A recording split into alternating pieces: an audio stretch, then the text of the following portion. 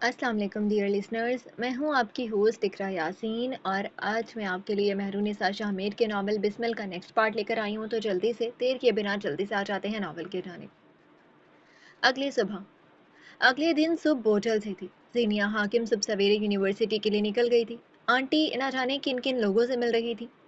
उन्हें जल्द अज जल्द इस सारे मैस से निकलना था। खौफ व हिरास था कि क्या कई लड़कियां मुंह अंधेरे अपने घरों को लौट गईं।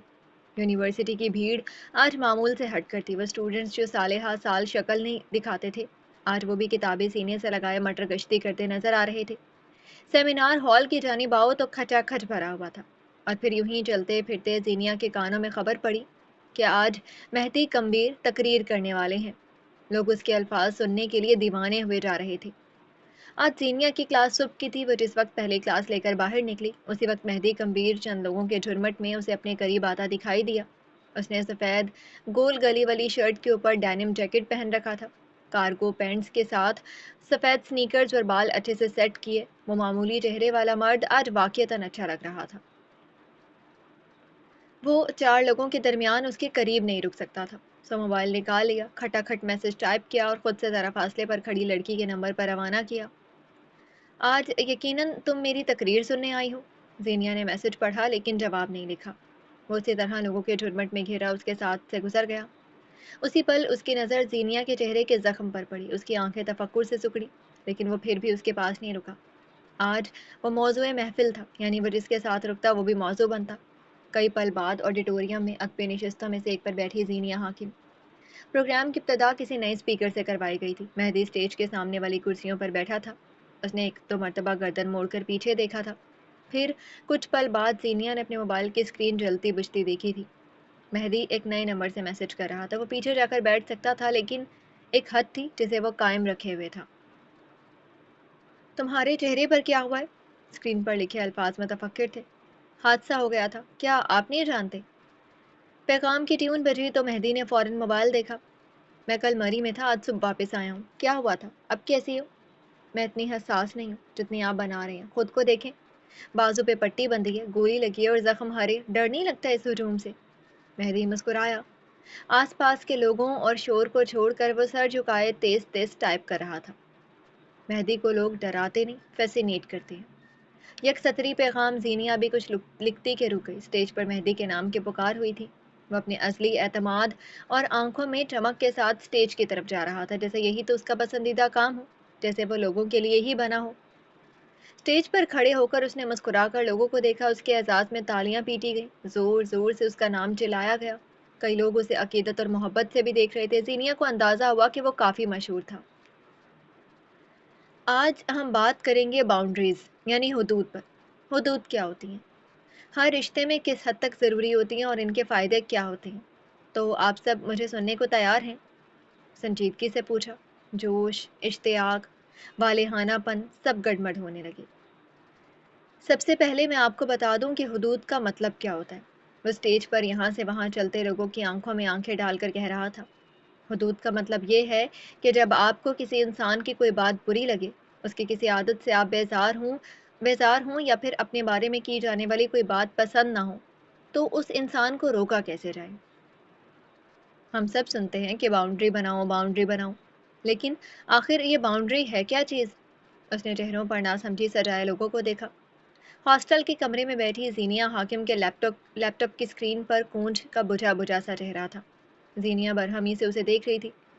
तुमने फरीहा और फरहीन से दोस्ती कर ली और उन दोनों ने तुम्हारी तस्वीर ग्रुप में भेज दी। अब मुझे बताओ, इस्लामाबाद से जूतों का हार भेजूं या फिर यहाँ बैठकर मैं अपना सर फाड़ दूं? तुम्हें आखिर ज़रूरत क्या थी उन दोनों से दोबारा दोस्ती करने की? यार जैनी, दोस्ती करना गुनाह तो नहीं और मैंने उनको माफ़ कर दिया। बात ख़त्म हो गई, अब बस भी कर दो। कोंच ने बात हवा में उड़ानी चाहिए, लेकिन शायद जीनिया ऐसा नहीं चाहती थी। अच्छा ठीक है, तुम बताओ मैं क्या करती? माफ़ ना करती, उसे हमारे नबी ने क्या सिखाया है? माफ़ी दरगुजर, क्या उनका पैगाम छोड़ दें? मैं दीन के बारे में ज़्यादा नहीं जानती, लेकिन मैं माफ़ी और हुदूद का फ़र्क जानती हूँ।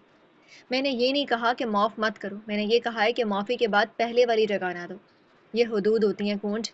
एक दफ़ा हर्ट करने वाला बार बार करेगा, इसलिए एक लकीर खींच कर उसे बताओ कि इसके पार आना बुरा होगा। खुदा का वास्ता है जैनी, मैं कूंज हाकिम हूँ। मेरे लिए कुछ भी इतना आसान नहीं जितना तुम्हें लगता है। حدود کیا ہوتی ہیں؟ کیا ایک لکیر، ایک جھگڑا؟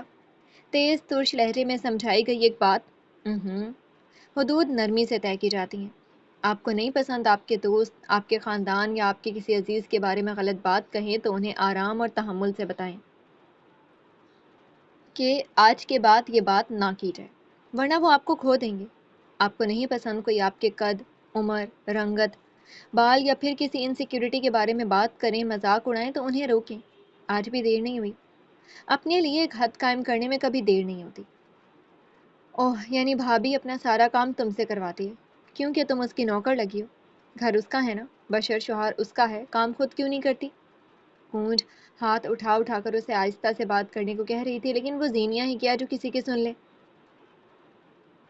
آئندہ سے تم اس کے حصے کے کام نہیں کرو گی۔ اسے میکے جانا ہے تو اپنا حصہ دے پھر جائے۔ زینیا کا لہجہ حتمی تھا۔ اگر میں نے دوبارہ سنا کہ اس نے اپنے کام بھی تمہارے سر تھوپ دیے ہیں تو خدا کی قسم مجھ سے برا کوئی نہیں ہوگا۔ گونج کے چہرے پر اندھا ہوا تاثر تھا۔ وہ مجھ سے کام نہیں کرواتی، وہ بیچاری تو بس بیمار رہتی ہے اور اسی وجہ سے میں خود اسے آفر کر دیتی ہوں۔ تم بات کو کہاں سے کہاں لے گئی ہو؟ زینیا نے اسکرین کے پار اپنی بہن کو دیکھا۔ عروج وہی لڑکی ہے جو اپنے ماں کے گھر میں سارے کام خود کرتی تھی۔ وہ بیمار نہیں ہے کونج، مبارک ہو تمہیں استعمال کرنے والے لوگوں میں ایک اور اضافہ، اور لعنت ہو کہ تم اب تک نہیں سمجھ سکی۔ اس کا لہجہ سخت تھا۔ کونج آنکھوں میں نمی لیے چند پل اسے دیکھتی رہی اور پھر کھٹ سے اسکرین گرا دی۔ زینیا کے تو سر پر لگی، تلموں پر بجھی۔ ہم باؤنڈریز نہ بنا کر لوگوں کو اپنا فائدہ اٹھانے دیتے ہیں، جیسا کہ اب ایک لڑکی کی نئی نئی شادی ہوتی ہے تب وہ اپنی دیورانی، نند اور ساس کے کام بھی کبھی کبھار خود کرنے لگ جاتی ہے۔ اس کا یہ عمل اس کے سسرال والوں کی امیدیں بڑھا دیتا ہے۔ چند دن بعد وہ ان کاموں سے تھک جاتی ہے اور پھر اس کے سسرال والوں کو لگتا ہے کہ وہ بدل گئی ہے۔ یوں گھر کا ماحول خراب ہونا شروع ہو جاتا ہے۔ اس لیے باؤنڈریز پہلے دن سے ہی بنا لینی چاہیے۔ جب آپ کسی تعلق میں نئے نئے جاتے ہیں تو اگلے انسان کی ہر بات مانتے چلے جاتے ہیں۔ وہ آپ کو کہے گا فلاں کے گھر نہیں جانا، آپ اسے پوزیسیونیس سمجھ کر مان لیں گی۔ کچھ عرصے بعد یہی سب پابندی لگے گی اور تعلق میں دراڑ پڑنا شروع۔ اپنی حدود آپ کو ہمیشہ معلوم ہوتی ہیں۔ آپ جانتے ہیں آپ نے کیا کرنا ہے، کیا چیز آپ کو تھکا رہی ہے اور کیا ہے جس کے ساتھ آپ آرام دہ رہ سکیں گے۔ کال بند کر کے وہ جو ہی مڑی، شیزل اس کے سامنے ہی کھڑی تھی، سنجیدہ نظروں سے اسے دیکھتی ہوئی، ہاتھ میں کولڈ کافی کا کپ، بال آج بریڈ میں بندھے تھے۔ اس طرح ڈیل کرو گی تو بچی باؤنڈری نہیں بنائے گی بلکہ باغی بنے گی۔ تو پھر کیا کروں؟ رہنمائی فرمائیں۔